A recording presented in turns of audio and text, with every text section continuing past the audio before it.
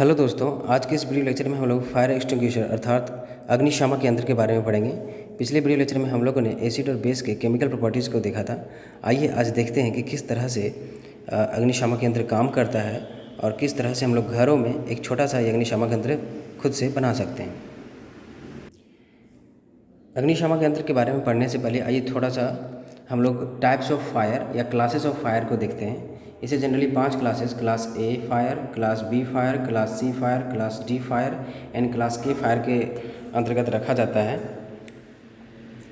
In classes of fire में क्या होता है, जनरली आप देखेंगे क्लास ए वाले फायर में जैसे कि नाम से पता चल रहा है ए फॉर एस, अर्थात जिसमें हमें राख देखने को मिलता है। जैसे कि अगर हम लकड़ी जलाते हैं तो हमें राख देखने को मिलता है। अगर हम लोग पेपर जलाते हैं तो हमें राख देखने को मिलता है। अगर छोटी मात्रा में हम लोग कोयला भी बर्न करते हैं तो भी हमें थोड़ा बहुत राख देखने को मिलता है। तो ये जो इस तरह के जो आग होते हैं, लकड़ी, पेपर या कोयले से लगे हुए आग, उनको क्लास ए फायर के अंतर्गत रखते हैं। उसी तरह से क्लास बी वाले जो फायर होते हैं, बी फॉर बैरल, अर्थात यह जो है वो हमारे जितने भी फ्लेमेबल लिक्विड्स हैं उनको मेजर करने का एक यूनिट है ये। तो जितने भी हमारे पास फ्लेमेबल लिक्विड्स हैं या गैसेस हैं जैसे कि एलपीजी, सीएनजी, तो इन सारे जो फ्लेमेबल लिक्विड्स हैं अगर इनसे आग लगती है तो उस तरह की आग को क्लास बी वाले फायर में रखा जाता है। क्लास सी वाले फायर में कैसे करते हैं हम लोग? क्लास सी वाले फायर, क्लास सी जैसे कि सी से हमें पता चल रहा है सी फॉर करंट, तो करंट से अगर आग उत्पन्न होती है तो उस तरह के जो फायर होते हैं उन्हें क्लास सी वाले फायर में रखा जाता है। क्लास डी वाले जो फायर होते हैं, डी फॉर डायनामाइट, तो जितने भी कम्बस्टिबल मेटल से अगर आग उत्पन्न होती है तो उस तरह के जो फायर होते हैं उन्हें क्लास डी के अंतर्गत रखा जाता है। क्लास वे के वाले जो फायर होते हैं, के फॉर किचन, तो किचन में जो जनरली आग लगती है, जनरली आप देखते होंगे तेल वगैरह से, ऑयल वगैरह से या फैट वगैरह से जो आग लगती है, तो उस तरह के जो आग होते हैं वो किचन फायर या क्लास के फायर के अंतर्गत रखते हैं। हम इस चीज़ को इसलिए पढ़ रहे हैं क्योंकि हम लोग देखेंगे कि हम लोग जिस अग्निशामक यंत्र का इस्तेमाल कर रहे हैं तो कभी कभी एग्जाम में पूछता है कि किस तरह की क्लास ऑफ फायर को वो बुझाने के काम आता है, क्लास ए या बी या सी या डी, तो उस चीज़ को हम लोग समझेंगे आगे। अब आइए देखते हैं कि जो फायर एक्सटिंग्विशर है वो दिखता किस तरह से। आप देख सकते हैं यह कुछ इस तरह से दिखाई देता है। इसमें आप देख सकते हैं हैंडल लगे हैं, एक सेफ्टी पिन लगा है, यहाँ पे प्रेशर गाउच है, इससे प्रेशर मेजर होती है कि कितना प्रेशर से CO2 बाहर निकल रही है। ये CO2 बाहर निकलने के लिए पाइप दिया गया है। ये इसके अंदर अरेंजमेंट किस तरह से होता है उसको आगे हम लोग देखेंगे। तो जैसे ही हम लोग इस सेफ्टी पिन को खींच करके इस हैंडल को दबाएंगे वैसे ही रिएक्शन अंदर में स्टार्ट हो जाएगा और CO2 गैस बहुत ही प्रेशर के साथ बाहर निकलेगा, बहुत ही अधिक अमाउंट में, और आग जो है जनरली बुझ जाती है। ये छोटे आकार के हैं, आप जनरली ऑफिस, घरों, गाड़ियों में ये सब देखते होंगे। कुछ हमारे पास बड़े आकार के भी फायर एक्सटिंग्विशर हैं, आप देख सकते हैं यहाँ पे। ये फायर एक्सटिंग्विशर आप देख सकते हैं कुछ बड़ा आकार का है। इसको ले आने जाने के लिए आप चक्कों का इस्तेमाल करते हैं। ये बड़े मात्रा में आग लगती है जब, तो इसका इस्तेमाल हम लोग करते हैं। अब आइए देखते हैं कि उसके अंदर किस तरह के अरेंजमेंट्स हैं। अभी जो आपने मेटल का जो कवरिंग देखा उसका जो अंदर का अरेंजमेंट है वो कुछ इस तरह से दिखाई देगा। हम लोग जनरली जो अभी पढ़ रहे हैं वो उन्हें हम लोग सोडा एसिड फायर एक्सटिंग्विशर कहते हैं, क्योंकि जनरली इसमें हम लोग सोडा और एसिड का इस्तेमाल करते हैं, इसलिए इसे सोडा एसिड फायर एक्सटिंग्विशर करते हैं। और भी बहुत तरह के फायर एक्सटिंग्विशर हैं लेकिन हमें अभी सोडा एसिड फायर एक्सटिंग्विशर के बारे में पढ़ना है। आप DCP फायर एक्सटिंग्विशर भी देखते होंगे, ड्राई केमिकल पाउडर का भी हम लोग इस्तेमाल आजकल करने लगे हैं, काफ़ी अच्छा रहता है वो। तो आज हम लोग सिर्फ सोडा एसिड फायर एक्सटिंग्विशर के बारे में पढ़ेंगे। अगर उसके इंटरनल स्ट्रक्चर की बात करें तो उसमें आप पाएंगे कि एक होल्डर के द्वारा, नोब के द्वारा हम लोग एक छोटा सा बोतल लेते हैं। उस बोतल में सल्फ्यूरिक एसिड H2SO4 रखा जाता है, उसका विलयन, और उसको यहाँ पे स्टैंड करके खड़ा करके रख देते हैं। उसके बाद इस अंदर में एक और कंपार्टमेंट होता है, उसके अंदर हम लोग सोडियम बाइकार्बोनेट NaHCO3 का एक बहुत बड़ी मात्रा में सॉल्यूशन तैयार करके रखते हैं।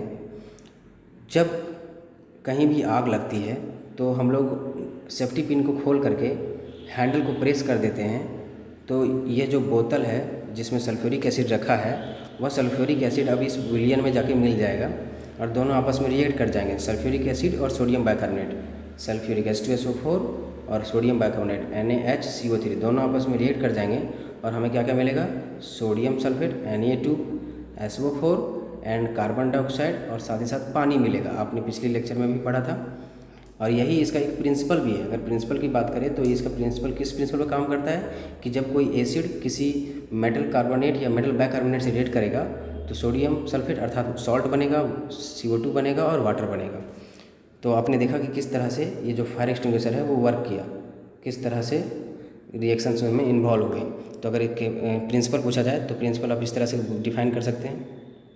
जैसे कि प्रिंसिपल के बारे में पूछा जाए तो आप बता सकते हैं कि जब कोई एसिड किसी मेटल कार्बोनेट से रिएक्ट करेगा या मेटल बाइकार्बोनेट से रिएक्ट करेगा तो सॉल्ट, CO2 और वाटर देगा। जैसे एग्जांपल के तौर पर मान लेते हैं कि HCl हमारे पास है एक एसिड और एक मेटल कार्बोनेट Na2CO3 लेते हैं, दोनों आपस में रिएक्ट करेंगे तो हमें NaCl मिलेगा, साथ ही साथ हमें CO2 मिलेगा और साथ ही साथ हमें वाटर मिलेगा। उसी तरह से अगर हम HCl लिए हैं और NaHCO3 सोडियम बाइकार्बोनेट लिए हैं तो फिर सेम चीज़ हमें प्राप्त होगा। और इसी प्रिंसिपल का यूज कर सकते हैं हम लोग फायर एक्सटिंग्विशर बनाने के लिए। क्यों? क्योंकि यहाँ पे आप देख सकते हैं एक लार्ज अमाउंट में CO2 गैस निकल रही है और ये CO2 गैस आग को पूरी चारों तरफ से घेर लेगी चादर की तरह, और उसके अंदर फिर ऑक्सीजन को जाने नहीं देगी और वो आग अपने आप बुझ जाएगी। आप इस एसिड के जगह पे दूसरे तरह के एसिड HCl के जगह पे आप H2SO4 भी ले सकते हैं और यहाँ पे सोडियम कार्बोनेट के जगह पे पोटेशियम कार्बोनेट भी ले सकते हैं। अगर आप H2SO4 लेते हैं और पोटेशियम कार्बोनेट K2CO3 लेते हैं, दोनों आपस में रिएक्ट करेंगे तो K2SO4 plus H2O plus CO2 बनेगा। उसी तरह से अगर H2SO4 और पोटेशियम कार्बोनेट के जगह पे पोटेशियम बाइकार्बोनेट ले लें तो सेम हमें यही सारी चीज़ें मिलेंगी। तो इसी प्रिंसिपल का यूज करता है हमारा फायर एक्सटिंग्विशर। अब आइए समझते हैं कि किस तरह से हम लोग घरों में एक छोटा सा फायर एक्सटिंग्विशर बना सकते हैं।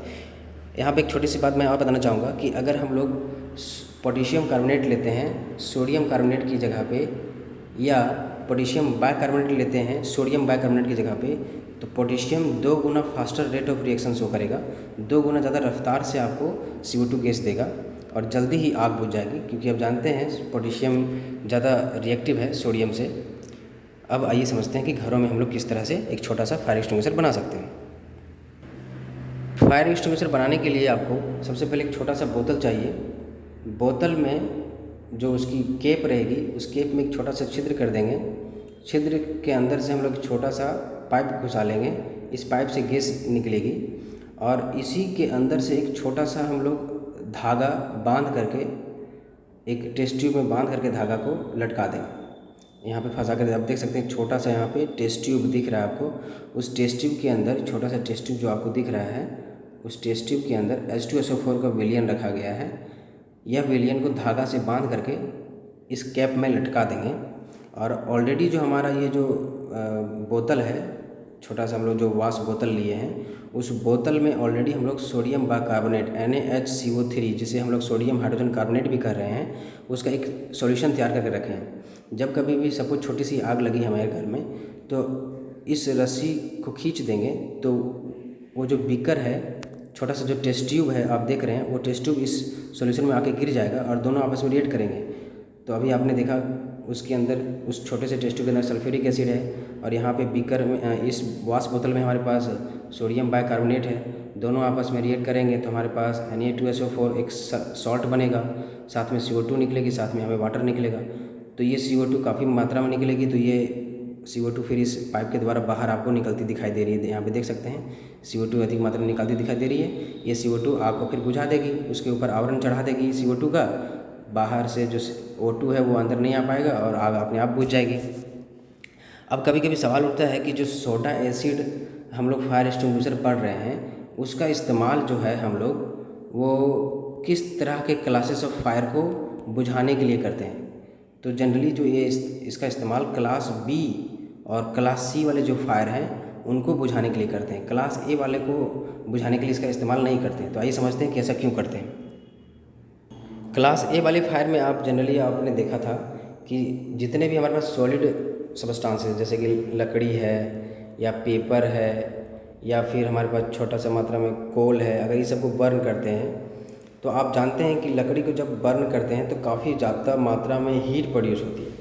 और अगर हम लोग सोडा एसिड फायर एक्सटिंग्विशर का इस्तेमाल करके इस हीट को या इस आग को जो लकड़ी या पेपर इस सब से लगा है, अगर इसको बुझा भी देते हैं तो उसके पास सफिशिएंट अमाउंट में पहले से हीट मौजूद रहता है और हो सकता है कि फिर से आग लग जाए। आपने देखा होगा कि जब हम लोग लकड़ी का से आग लगे हुए को अगर पानी से बुझाते हैं तो फिर भी कुछ मात्रा में अंदर में हीट देखने को मिल जाता है। वो हीट से फिर से क्या होती है, लकड़ी में आग लग जाती है। तो इसलिए इससे खतरा रहता है।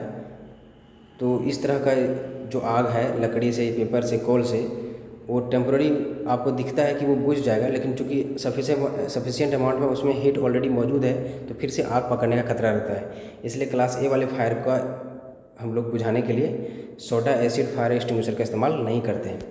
क्लास बी और सी वाले को बुझाने के लिए करते हैं, क्लास बी और क्लास सी। क्लास बी वाले में क्या होता है कि हम लोग फ्लेमेबल लिक्विड जैसे कि LPG, CNG, वो सारे गैसेस हैं, छोटी मात्रा में अगर लगी है हमारे गैस में, जैसे कि जो खाने का सिलेंडर है, अगर उसमें आग लग गई है तो उस केस में हम लोग क्या करते हैं कि अगर हम लोग आग उससे बुझाते हैं तो एक बार बुझ जाने के बाद दूसरे बार आग पकड़ने का चांसेस बहुत ही कम रहता है, मतलब ना के बराबर रहता है। इसलिए हम लोग इसका इस्तेमाल हम लोग क्लास बी और सी वाले में करते हैं, क्योंकि उसमें किसी तरह का सफिशिएंट अमाउंट में हीट तो ऑलरेडी उसमें मौजूद नहीं है जो फिर से आग पकड़ ले। वो गैसियस फॉर्म में आग लग रही है, जितना ज़्यादा गैस रहेगा और तो उतना ही आग लगेगी, और जैसे ही आग बुझ जाएगी और जब तक उसको इग्निशन टेम्परेचर नहीं मिलेगा तब तक आग फिर से दोबारा नहीं लगेगी। इसलिए क्लास बी और क्लास सी वाले जो फायर हैं उनको बुझाने के लिए हम लोग सोडा एसिड फायर एक्सटिंग्विशर का इस्तेमाल करते हैं। तो इस तरह से हम लोगों ने क्या क्या देखा कि फायर एक्सटिंग्विशर का इस्तेमाल हम लोग आग बुझाने के लिए किस तरह करते हैं, किस प्रिंसिपल पर काम करता है, कैसे घरों में हम लोग एक छोटा सा फायर एक्सटिंग्विशर बना सकते हैं, और वह क्लास बी और सी वाले जो फायर हैं उनको एक्सटिंग्विश करने के लिए इस्तेमाल करते हैं। आई होप आपको सारी चीज़ें समझ में आ गई हों। अगर किसी तरह का डाउट हो तो आप मुझे कमेंट सेक्शन में पूछ सकते हैं। Thank you for watching my videos. Please do subscribe and share to your friends. Thank you.